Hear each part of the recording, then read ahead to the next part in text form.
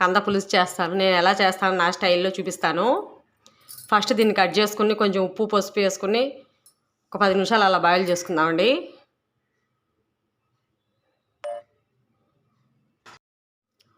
First బాండ్లు పెట్టి oil వేస్తున్నానండి. ఇప్పుడు కొంచెం మెంతులు, పులుసు కూర కదండి, నేను దేంట్లో అయినా వేస్తాను, కొంచెం టేస్ట్ బాగుంటుంది. కాకపోతే మెంతులు బాగా వేగాక వేయాలండి. జీలకర్ర ఆవాలు,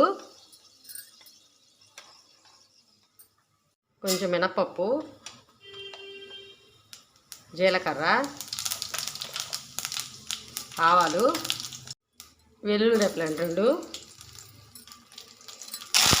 కరివేపాకు, నేను ఒక ఉల్లిపాయ 4 పచ్చిమిర్చి కట్ చేసి పెట్టుకున్నానండి. ఇంకోండి మనకు ఉల్లిపాయ అంతా వేగిపోయింది. ఇప్పుడు టమాటాలు వేసేస్తున్నానండి. ఒక చిన్న సైజు టమాటా ఒకటి తీసుకున్నాను. నేను ఉప్పు పసుపు వేసి కొంచెం 10 నిమిషాలు అలా ఉడకబెట్టానండి. ఇలా వేస్తే బాగుంటుంది కూర. పచ్చివి కూడా వేసుకోవచ్చు, మగ్గిపోతుంది కబాలన. దీంట్లో ఇప్పుడు కొంచెం పసుపు ఉప్పు వేసుకుందామండి. ఉప్పు వాటిలో వేసి ఉడకబెట్టాను కాబట్టి కొంచెం చూసి వేసుకుందాం.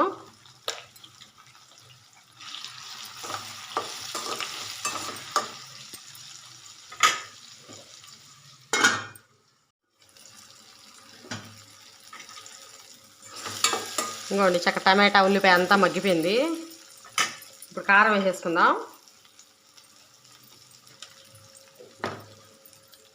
నేను చింతపండు గుజ్జు తీసి పెట్టేసుకున్నానండి.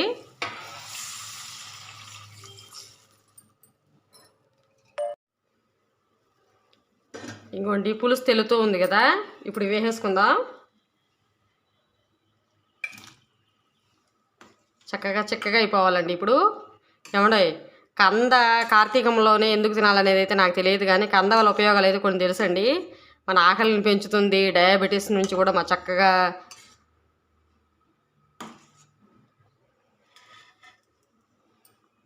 డయాబెటీస్ నుంచి కూడా చక్కగా మామూలుగా కంట్రోల్ చేస్తుందండి. చిన్నపిల్లలు గర్భిణీ స్త్రీలు అయితే తినకుండా ఉండడం బెటర్ అండి. నాకు తెలిసి ఇది గడ్డకూరతో సమానం అంటారు కదండి.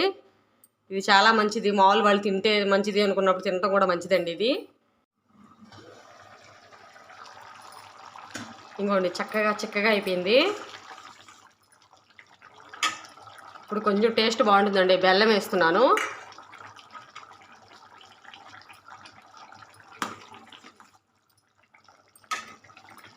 లాస్ట్లో కొంచెం కొత్తిమీర అండి. అయిపోయింది అంతే. ఎంతో టేస్టీగా రుచిగా ఉండే కంద పులుసు అండి. చాలా బాగుంటుంది టేస్ట్ అయితే.